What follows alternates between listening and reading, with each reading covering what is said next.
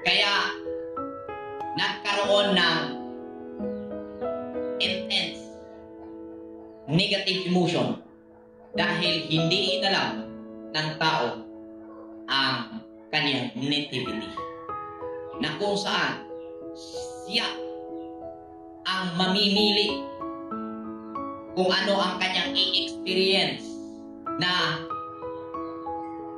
pandama o ano ang kanyang dadamhin sa bawat sitwasyon.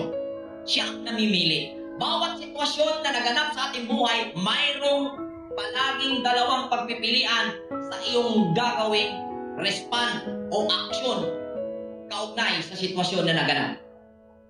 At 99% sa humanity hindi alam na mayroon tayong 100% na kaya natin gawin ng mapabuti o palagi nating mapili o pumili tayo sa kabutihan sa bawat sitwasyon na nangyari sa ating buhay. Alam mo ba? 99% hindi alam ng tao na tayo ay mayroong sapat na kalayaan na pumili